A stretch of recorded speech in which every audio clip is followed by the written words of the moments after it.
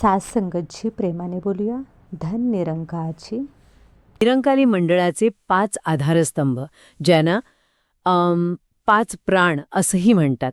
आणि आजचा आपला उद्देश फक्त त्यांची एक यादी पाहणं नाहीये, नाही. तर आपण हे समजून घेण्याचा प्रयत्न करणार आहोत की ही 5 तत्व एकमेकांमध्ये गुंतलेली कशी आहेत. अगदी बरोबर. कारण 5 प्राण, सद्गुरू, ज्ञान, सेवा, संगत आणि प्रेम, हे 5 वेगळे विषय नाहीत. नाही. ही एकाच आध्यात्मिक प्रवासाची 5 महत्वाची वळणं आहेत.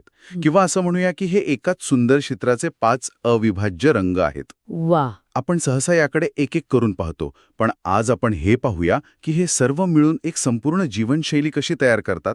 चला तर मग सुरुवातीच्या बिंदूपासूनच सुरुवात करूया. स्रोतांमध्ये सद्गुरू यांना पहिला प्राण म्हणजे मंडळाचा श्वास मानला आहे. आता गुरु हा शब्द ऐकल्यावर अनेकांच्या मनात वेगवेगळ्या कल्पना येतात. पण निरंकारी विचारांमध्ये सद्गुरू म्हणजे केवळ एक व्यक्ती नाहीत, तर ते परमसत्याकडे घेऊन जाणारे एक जिवंत माध्यम आहेत असं म्हटलंय. याबद्दल जरा बोलूया. हो, ही संकल्पना समजून घेणं खूप महत्वाचं आहे. सद्गुरूंची भूमिका फक्त मार्ग दाखवण्यापुरती नाही. ते आपल्याला अज्ञानाच्या अंधारातून बाहेर काढतात, हे खरं आहे. पण त्याहीपेक्षा महत्वाचं म्हणजे ते आपल्याला मीपणाच्या भावनेतून बाहेर काढून तूपणाच्या समर्पणाकडे घेऊन जातात. हे मीपणाकडून तूपणाकडे जाणं हे ऐकायला खूप सोपं वाटतं, पण खरं तर हेच सगळ्यात कठीण आहे की नाही. बरोबर. आपल्या रोजच्या आयुष्यात अगदी छोट्या छोट्या गोष्टींमध्येही आपला मी सतत डोकावत असतो. मी हे केलं, माझं यश, माझा अपमान. हो, तो असतोच. हा मीपणा कमी कसा होतो. खूप छान मुद्दा आहे हा. सद्गुरू आपल्याला अशी कोणती जादूची कांडी देत नाहीत. ते आपल्याला एक आरसा दाखवतात. आरसा. हो, आरसा. तो आरसा म्हणजे ज्ञान. या ज्ञानामुळे आपल्याला कळतं की मी, ज्याला माझं अस्तित्व समजत आहे, ते किती मर्यादित आहे. सद्गुरू आपल्याला सांगतात, तू जे काही करतो आहेस ते करणारी शक्ती दुसरीच आहे. आणि जेव्हा ही जाणीव खोलवर रुजते, तेव्हा मी करतो हा अहंकार हळूहळू विरघळू लागतो. हो, तो विरघळायला लागतो. आणि मग सर्व काही तुझ्याच कृपेने घडत आहे हा समर्पण भाव जागा होतो. हाच तो मी कडून तूकडे झालेला प्रवास आहे. पण एक प्रश्न मनात येतो. आजच्या जगात अनेक जण गुरु किंवा अशा संकल्पनांबद्दल थोडे साशंक असतातच. याला अंधश्रद्धा मानल्या जाण्याची शक्यता असते. मग सद्गुरूंवर विश्वास ठेवण्यात आणि अंधश्रद्धेत नेमका फरक काय आहे. हा अत्यंत महत्वाचा प्रश्न आहे. आणि फरक आहे अनुभवाचा. हो, अंधश्रद्धा तुम्हाला बाह्य कर्मकांडात अडकवते, तर सद्गुरू तुम्हाला आतमध्ये स्वतःच्या आत्म्याकडे पाहायला शिकवतात. सद्गुरूंकडून मिळणारं ज्ञान हे तर्काच्या पलीकडचं नाही, तर ते तुमच्या अनुभवाला पटणारं असतं. अच्छा. त्यामुळे इथे अंधश्रद्धेचा प्रश्नच येत नाही. सद्गुरूंशिवाय ज्ञान मिळवणं म्हणजे, कसं सांगू, पोहायला न शिकता समुद्रावरच्या लाटा मोजण्यासारखं आहे. बरोबर. तुम्हाला समुद्राबद्दल खूप माहिती मिळेल, पण समुद्राचा खरा अनुभव कधीच मिळणार नाही. सद्गुरू तुम्हाला पाण्यात उतरून पोहायला शिकवतात. म्हणजे सद्गुरू हे दुसऱ्या प्राणाचं म्हणजे ज्ञानाचं प्रवेशद्वार आहेत. अगदी. तर मग हे ज्ञान नक्की आहे तरी काय. हे पुस्तकी ज्ञान किंवा माहितीपेक्षा वेगळं कसं आहे. निश्चितच.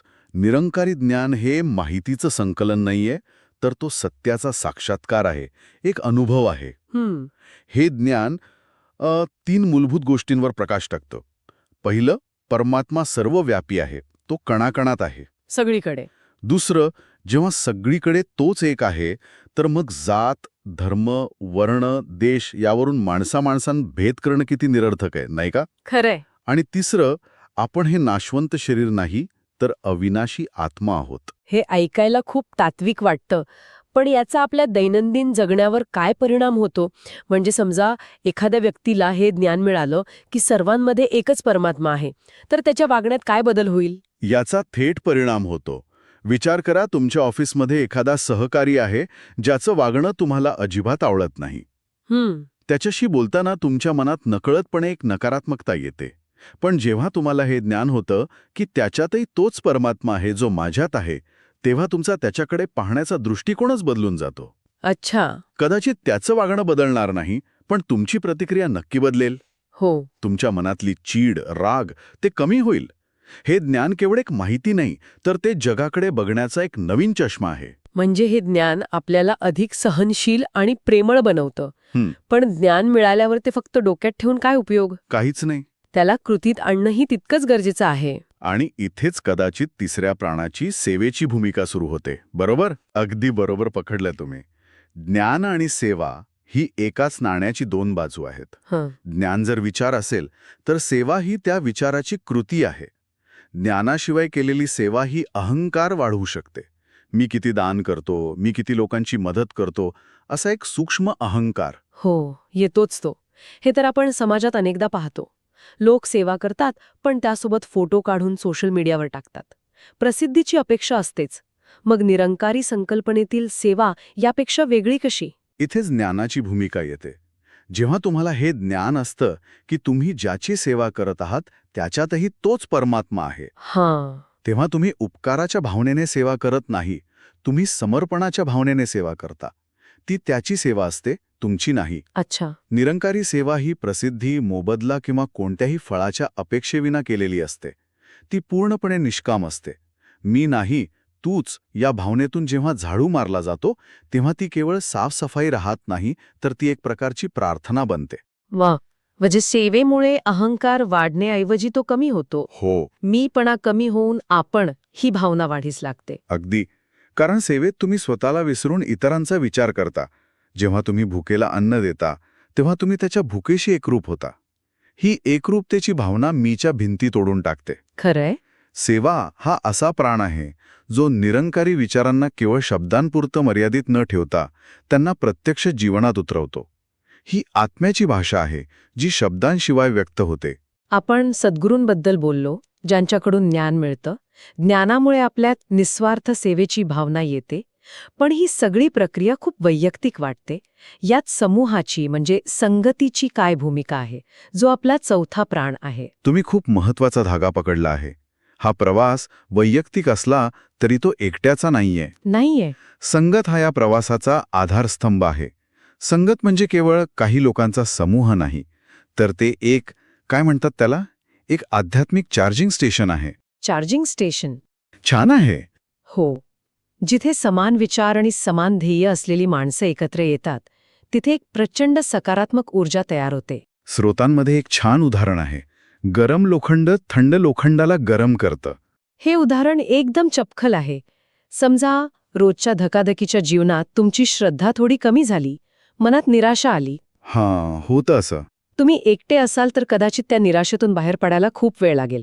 पण जेव्हा तुम्ही संगतीत जाता तेव्हा इतरांचा उत्साह, त्यांची भक्ती, त्यांचे अनुभव ऐकून तुमच्यात ही पुन्हा ऊर्जा संचारते. म्हणजे मोबाईलच्या बॅटरीसारखं? अगदी.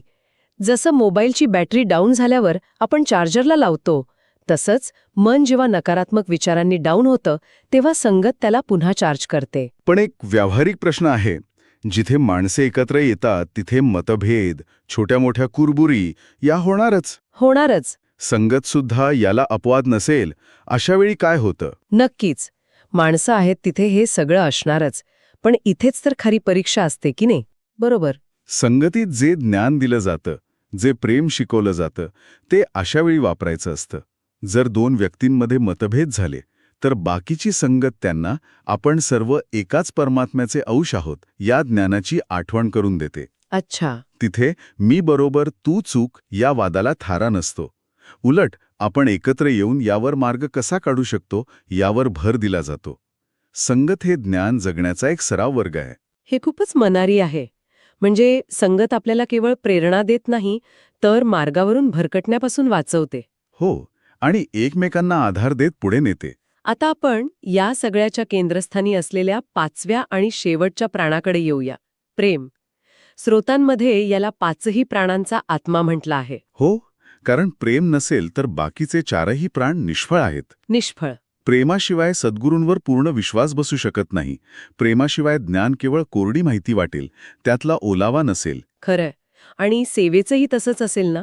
प्रेमाशिवाय केलेली सेवा एक ओझं वाटू शकते, एक कर्तव्य वाटेल. पण त्यातला आनंद नसेल. हां. अगदी बरोबर. आणि प्रेमाशिवाय संगत म्हणजे केवळ अनोळखी लोकांची गर्दी. माणसे एकत्र बसतील पण त्यांची मनं जुळणार नाहीत. निरंकारी प्रेम म्हणजे काय, तर प्रत्येकामध्ये त्या परमात्म्याचं रूप पाहणं. म्हणजे विनाअट प्रेम. हो, विना अट आणि विना अपेक्षा. ते व्यवहारावर आधारलेलं नसतं. तू माझ्याशी चांगलं वागलास तरच मी तुझ्याशी चांगलं वागेन, हा व्यवहार झाला, प्रेम नाही. हे ऐकायला खूप आदर्श वाटतं, पण व्यवहारात हे शक्य आहे का? विशेषतः ज्यांनी आपल्याला त्रास दिला आहे त्यांच्यावर विनाट प्रेम करणं, हे मानवी स्वभावाला धरून आहे का? हा सर्वात कठीण पण सर्वात महत्वाचा भाग आहे. निरंकारी शिकवण असं नाही सांगत की तुमच्या मनात राग येणारच नाही. नाही का? नाही, तुम्ही मानव आहात, पण ती शिकवण तुम्हाला त्या रागाच्या पलीकडे पाहण्याची दृष्टी देते. हे प्रेम त्या व्यक्तीच्या चुकीच्या वागण्याला नाही, तर त्याच्या आत असलेल्या परमात्म्याच्या अंशाला असतं. हे सोपं नाही, ही एक साधना आहे. आणि ही साधना करण्यासाठीच सद्गुरू, ज्ञान, सेवा आणि संगती यांची गरज लागते.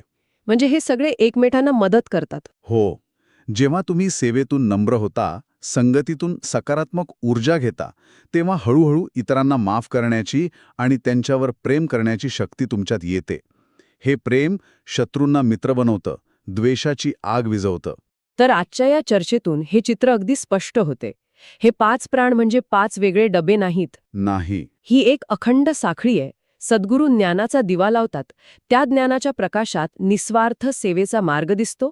सेवा करताना मनात सर्वांबद्दल प्रेम निर्माण होतं. आणि या सगळ्या प्रवासात संगत आपल्याला सोबत करते, आधार देते. हे एक परिपूर्ण आध्यात्मिक चक्र आहे. आणि हे चक्र व्यक्तीला स्वतःच्या मर्यादित अस्तित्वाच्या बाहेर काढतं.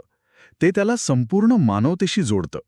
जेव्हा हे 5ही प्राण आपल्या जीवनाचा आणि आचरणाचा अविभाज्य भाग बनतात, तेव्हाच खरा बदल घडतो. हो, आपलं वैयक्तिक जीवन सुंदर आणि अर्थपूर्ण बनतं, मन शांत होतं आणि पर्यायाने समाजाधिक मानवतावादी बनतो. कारण बदल नेहमी स्वतःपासूनच सुरू होतो. जाता जाता ऐकणाऱ्यांसाठी एक विचार सोडून जाऊ इच्छिते. विचार करा की हे 5 प्राण आपल्या वैयक्तिक जीवनात संतुलन कसं आणू शकतात.